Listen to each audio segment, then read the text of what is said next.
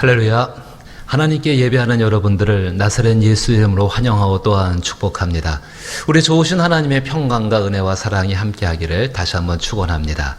찬송가 263장입니다. 이 세상 험하고 263장입니다.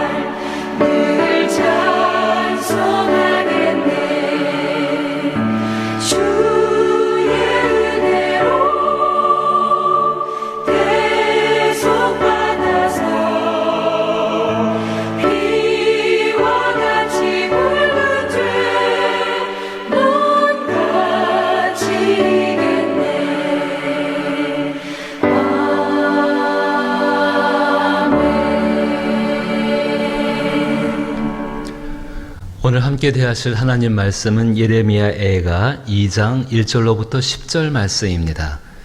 예레미야 애가 2장 1절로부터 10절, 구약성경 1444면에 해당합니다. 1144면에 해당합니다. 예레미야 애가 2장 1절부터 10절 말씀을 제가 읽어보겠습니다. 슬프다. 주께서 어찌 그리 진노하사 딸 시온을 구름으로 덮으셨는가. 이스라엘의 아름다움을 하늘에서 땅에 던지셨으며 그의 진노의 날에 그의 발판을 기억하지 아니하셨도다. 주께서 야곱의 모든 거처들을 삼키시고 긍휼히 여기지 아니하셨으며 노하사 딸 유다의 견고한 성체들을 허물어 땅에 엎으시고 나라와 그 지도자들을 욕되게 하셨도다. 맹렬한 진노로 이스라엘의 모든 뿔을 자르셨으며 원수 앞에서 그의 오른손을 뒤로 거두어 들이시고 맹렬한 불이 사방으로 불사른같이 야곱을 불사르셨도다. 원수같이 그의 활을 당기고 대적처럼 그의 오른손을 들어 서서 눈에 드는 아름다운 모든 사람을 죽이셨으며 딸 시온의 장막에 그의 노를 불처럼 쏟으셨도다. 주께서 원수같이 되어 이스라엘을 삼키셨으며 그 모든 궁궐들을 삼키시고 견고한 성들을 무너뜨리사 딸 유다의 근심과 애통을 더하셨도다. 주께서 그의 초막을 동산처럼 헐어버리시며 그의 절기를 폐하셨도다. 여호와께서 시온에서 절기와 안식일을 잊어버리게 하시며 그가 진노하사 왕과 제사장을 멸시하셨도다. 여호와께서 또 자기 제단을 버리시며 자기 성소를 미워하시며 궁전의 성벽들을 원수의 손에 넘기셨음에 그들이 여호와의 전에서 떠들기를 절기의 날과 같이 하였도다. 여호와께서 딸 시온의 성벽을 헐기로 결심하시고 줄을 띠고 무너뜨리는 일에서 손을 거두지 아니하사 성벽과 성곽으로 통곡하게 하셨음에 그들이 함께 쇠하였도다. 성문이 땅에 묻히며 빗장이 부서져 파괴되고 왕과 지도자들이 율법 없는 이방인들 가운데에 있으며 그 성의 선지자들은 여호와의 묵시를 받지 못하는도다. 딸 시온의 장로들이 땅에 앉아 잠잠하고 티끌을 머리에 덮어쓰고 굵은 배를 허리에 둘렀으며 예루살렘의 처녀들은 머리를 땅에 숙였도다. 아멘. 사랑 많으신 아버지 하나님, 저희는 주의 진노 앞에 서 있습니다. 두렵고 떨리는 날들을 지나가고 있습니다. 그러나 이 가운데에도 그리스도 예수가 우리의 위로자이시고 중보자가 되셔서 함께 하심을 감사드립니다.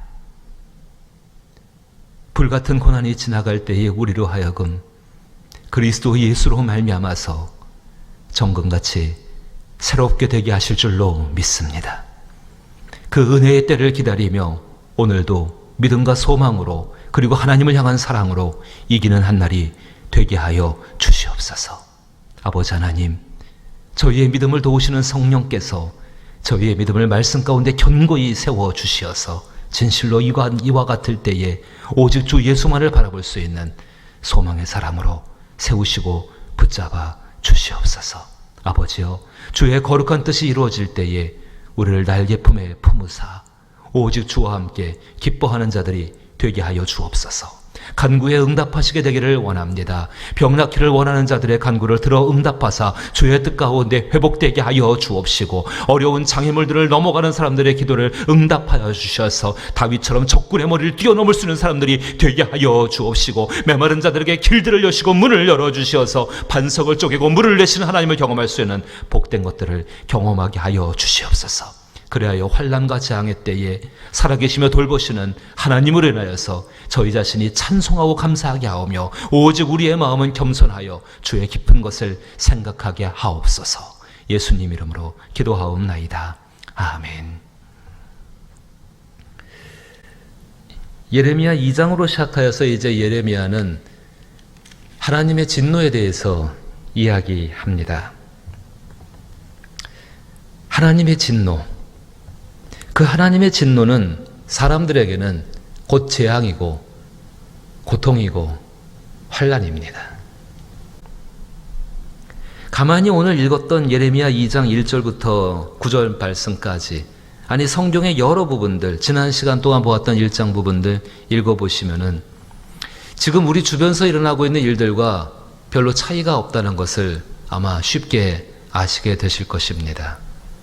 코로나19로 인한 상황으로 인하여서 정말 하나님의 교회들이 겪고 있는 일들이 하나님이 사랑하는 사람들이 겪고 있는 영적인 모습들과 그리고 실제의 삶에서 일어나는 일들이 별로 차이가 없다는 것을 우리는 너무나 쉽게 볼 수가 있습니다. 분명히 지금 우리는 하나님의 진노 앞에 있는 것이지요. 하나님의 진노 앞에서 우리가 어떻게 해야 될까? 무엇을 해야 될까?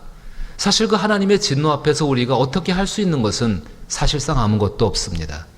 오직 우리의 위로자이시고 우리의 중보자, 하나님의 사랑을 확증하신 그리스도 예수를 바라보고 그분을 믿고 의지하는 것 외에는 그렇게 특별하게 할 수 있는 일들은 사실상 하나님의 진노 앞에는 없다라고 생각이 되어집니다.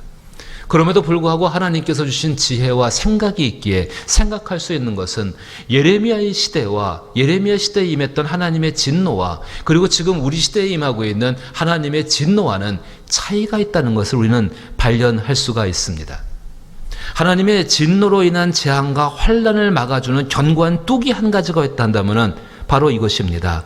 예수님으로 인하여서 하나님은 죄 지은 백성을 이제 결코 떠나지 않으시고 끝까지 돌아올 수 있는 기회를 우리 가운데 허락해 주신다는 그 진리입니다.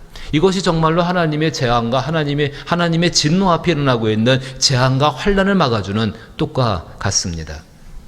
예수님이 오시기 전에 하나님의 진노의 표현은 하나님께서 성전이 있는 그 땅을 떠나시는 것부터 시작되어집니다. 특별히 에스겔 10장 말씀을 한번 시간을 내서 읽어보시고 묵상해 보시게 되길 바랍니다. 하나님께서 성전을 떠나신다는 것, 성전이 있는 땅을 떠나는 것이고 백성들이 살고 있는 땅을 떠나서 하나님이 영광의 그룹 가운데로 올라가는 것을 분명히 성경은 우리 가운데 표현을 해주고 있습니다. 분명히 그것이 예레미야 시대에 있었던 분명한 사실입니다. 그런데 동시에 하나님의 긍휼과 사랑은 주께서 이 땅에 사람의 모습으로 오시는 것으로서 우리 가운데 보여지게 되어집니다. 마태복음 1장 23절 말씀 보면은 우리가 잘 알고 있는 말씀처럼 보라 처녀가 잉태하여 아들을 낳을 것이요 그의 이름은 임마누엘이라 하라. 이를 번역한즉 하나님이 우리와 함께 계시다 함이라. 사랑하는 성도 여러분, 분명히 우리는 생각해 볼 수가 있습니다. 예레미야 시대 가운데 임했던 하나님의 진노와 지금 이 시대 가운데 임하는 하나님의 진노의 차이가 무엇인가? 하나님은 이제 우리를 떠나지 아니하시고 우리와 함께 계시며 죄 지은 그의 백성들이 돌아오기를 기다리고 계신다는 사실입니다. 예수님이 정말로 우리의 위로자이시며 중보자이십니다. 예수님이 우리와 함께 하시는 동안은 하나님이 우리 가운데 보이시는 그 진노는 하나님의 자녀들을 위한 사랑의 징계입니다. 예수님이 계시지 않는다면 하나님의 진노는 참혹한 일이 될 수밖에 없습니다. 하지만 예수님이 함께 계시기 때문에 그 하나님의 진노는 이제 우리에게 사랑하는 자녀들을 위한 징계이라는 것입니다. 징계를 받을 때에 하나님의 자녀들, 그 자녀들의 생각과 태도가 하나님의 자녀다워야 합니다. 정말로 사랑하는 여러분, 지금 우리 주변 개인이든 간에 아니면은 우리 가정이든 간에 교회이든 간에 이 나라 온 열방 가운데 일어나는 일들이 하나님의 진노 가운데 일어나고 있는 일이라고 한다면은 자녀다움으로 이 일들을 경험해 나가야 합니다. 히브리서 12장 1절부터 13절 말씀을 여러분이 한번 읽어보시게 되기를 바랍니다. 아니 제가 한번 찾아서 읽어보지요. 히브리서 12장 1절부터 13절 말씀에 제가 한번 읽어봅니다. 이러므로 우리에게 구름같이 둘러싼 허다한 증인들이 있으니 그 증인들도 다 그런 것들을 경험했습니다. 모든 무거운 것과 얽매이기 쉬운 죄를 벗어버리고 인내로서 우리 앞에 당한 경주를 경주하며 믿음의 주여 또 온전하게 하시는 이인 예수를 바라보자.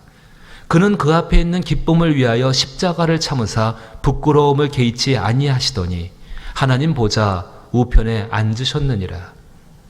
너희가 피곤하여 낙심하지 않기 위하여 죄인들이 이같이 자기에게 거역한 일을 참으신 일을 생각하라. 너희가 죄와 싸우되 아직 피 흘리기까지 대항하지 아니하고 또 아들들에게 권고하는 것 같이 너희에게 권면하신 말씀도 잊었도다. 일러스되 내 아들아 주의 징계하심을 경히 여기지 말며 그의 꾸지람을 받을 때에 낙심하지 말라. 주께서 그 사랑하시는 자를 징계하시고 그가 받는 아들이시는 아들마다 그가 받아들이시는 아들마다 채찍질 하심이라 하였으니 너희가 참음은 징계를 받기 위함이라. 하나님이 아들과 같이 너희를 대우하시나니 어찌 아버지가 징계하지 않는 아들이 있으리요. 징계는 다 받는 것이거늘 너희에게 없으면 사생자요 친아들이 아니니라. 또 우리 육신의 아버지가 우리를 징계하여도 공경하거늘 하물며 모든 영의 아버지께 더욱 복종하며 살려 하지 않겠느냐. 그들은 잠시 자기의 뜻대로 우리를 징계하였거니와 오직 하나님은 우리의 유익을 위하여 그의 거룩하심에 참여하게 하시느니라. 무릇 징계가 당시에는 즐거워 보이지 않고 슬퍼 보이나 후에 그로 말미암아 연단 받은 자들은 의와 평강의 열매를 맺느니라. 그러므로 피곤한 손과 연약한 무릎을 일으켜 세우고 너희 발을 위하여 곧은 길을 만들어 저는 다리로 하여금 어그러지지 않고 고침을 받게 하라. 사랑하는 성도 여러분, 다시 한번 히브리서 12장 1절부터 13절 말씀을 가만히 묵상해 보십시오. 그리고 새로운 용기와 새로운 위로와 성령의 도우심을 덧입을 수 있기를 주의 이름으로 축복합니다. 하나님의 진노 앞에서 그리스도 예수와 함께 하나님의 자녀들이 할 수 있는 일의 첫 번째는 하나님의 진노를 받아들여야 한다는 사실입니다. 이것을 부정하거나 탓해서는 안 됩니다. 그 진노가 분명히 임재되어 있고 그 진노 가운데 우리를 향해서 재앙을 주시는 것이 아니라 우리에게 생명과 미래와 희망을 주시기 위한 아버지의 가슴 아픈 일인 것을 우리는 생각할 수 있어야 합니다. 또 한 가지가 있습니다. 징계를 받아들이며 그 하나님의 진노를 받아들이면서 하나님께서 장차 우리를 위하여 부으실 긍휼을 담을 그릇으로서 준비되어져 가는 일들이 우리 가운데 필요하다는 것입니다. 진노를 받아들였습니다. 그 진노만 갖고 있으면은 사람은 견딜 수가 없습니다. 그 가운데에서 하나님이 우리 가운데 부으시는 그 긍휼, 진노 가운데도 긍휼을 잊지 아니하시는 그 하나님이 베푸시는 그 긍휼을 담을 수 있는 그릇으로서 준비되어져 가는 것, 그것을 준비하는 것, 그것이 필요하다는 것입니다. 하나님 앞에서 하나님의 긍휼을 담는 그릇이 되는 것은 예수님의 사역의 모습입니다. 예수님께서 이 땅에 오셔서 하나님의 긍휼을 담으실 그릇으로 준비되신 것, 그것은 모든 인류와 그리고 한 명 한 명 장차 예수를 믿게 되는 모든 사람들을 위한 바로 그 일이셨습니다. 우리는 그 큰 일에 대해서 다 이해할 수도 다 알 수도 없습니다. 하지만 한 개인에게 임하고 있는 하나님의 진노와 그리고 개인적으로 하나님의 긍휼을 담을 그릇으로 준비되는 사람들의 어떤 이야기들을 보게 되면은 조금 그것이 무엇인가에 대해서 우리는 알 수가 있습니다. 절대 순종이라는 책을 쓰신 김양재님 목사님이죠. 그분의 책 가운데에서 아주 좋은 예 한 가지가 있습니다. 제가 한번 소개해보고 싶습니다. 전신에 암이 퍼진 그 무용고자가 응급실에 실려왔습니다. 그 사람 몸에서는 술 냄새와 악취를 풍기고 그리고 끊임없이 그 침대 위에 누워서 욕을 끊임없이 내뱉으면서 응급실에 있는 모든 사람들을 불안하게 했고 소란스럽게 했습니다. 한 달의 시간이 지난 다음에 다시 그 사람은 응급실에 들어왔는데 이제 응급실에 있는 것이 아니라 온몸에 욕창이 전신에 퍼져서 그 상처에서 고름이 난 채로 이제 중환자실에 들어가야 했습니다.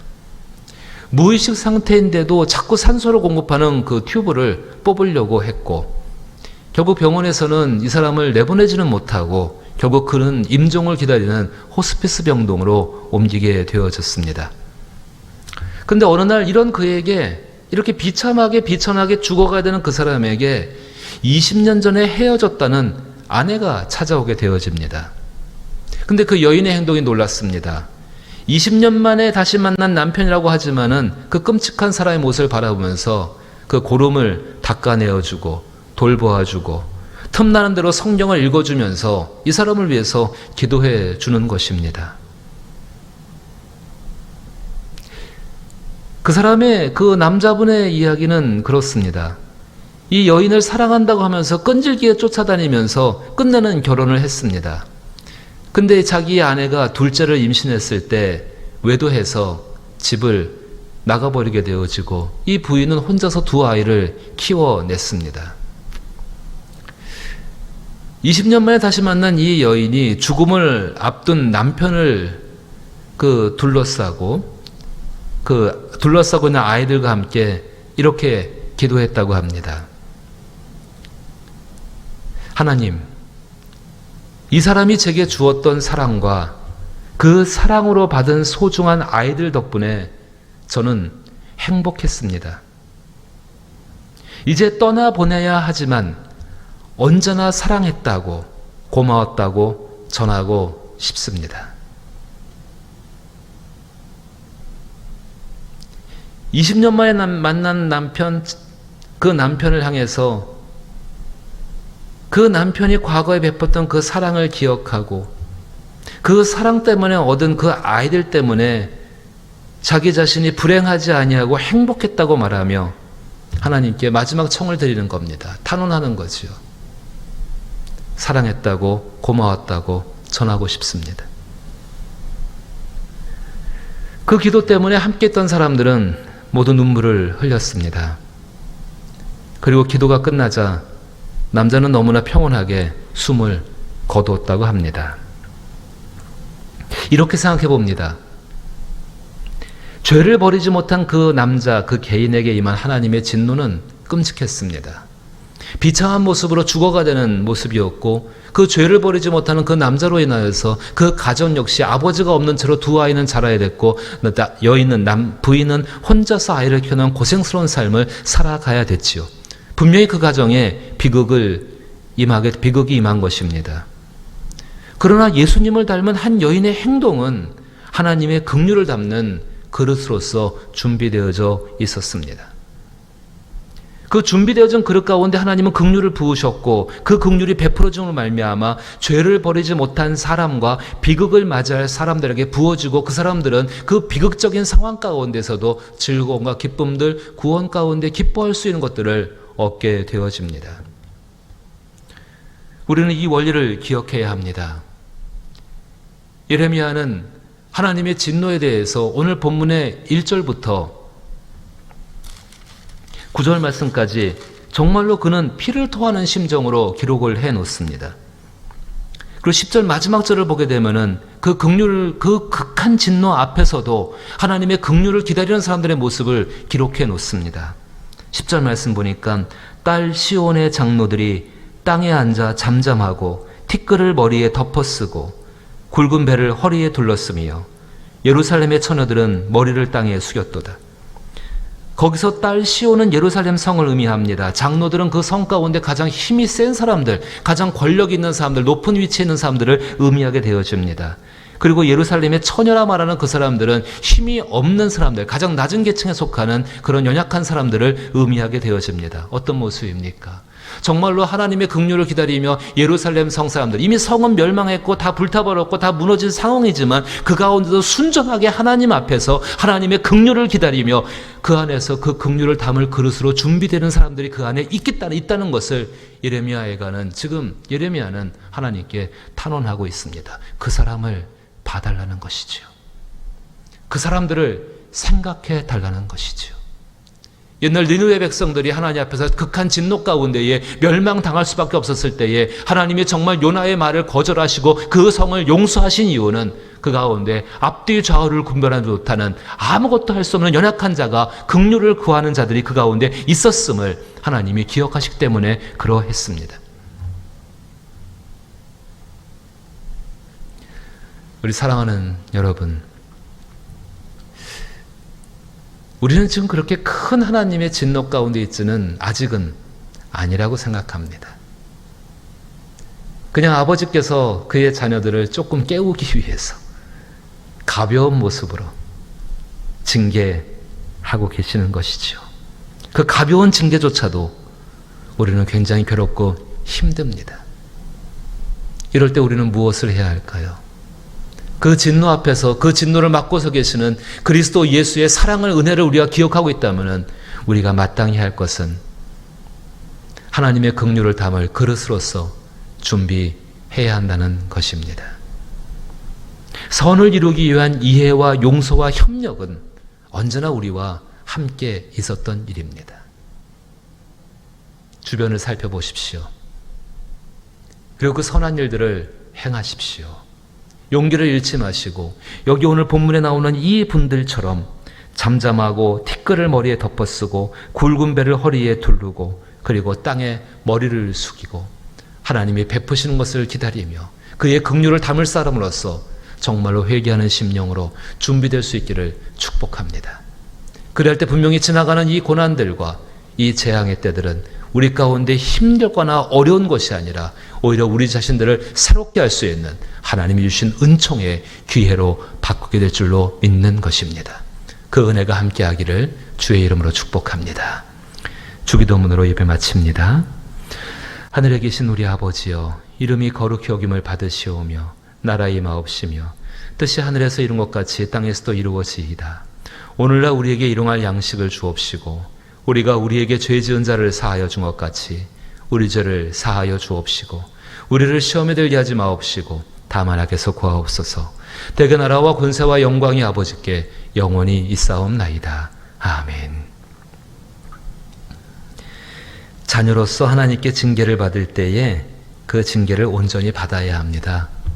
남을 탓하지 말고 핑계하지 말고 뒤로 도망가지 말고 사랑의 징계라 믿으며 하나님, 내가 이 가운데에서 정말로 하나님 앞에 돌아볼 것을 돌아보게 하시고 바꿀 것을 바꾸게 하시고 하나님 특별히 긍휼을 담는 은혜의 그릇이 되게 하여 주옵소서. 기도하고 행할 수 있기를 부탁을 드리옵고 함께 기도할 제목들을 가지고 기도할 수 있는 저 여러분 되기를 원합니다. 함께 기도하십니다.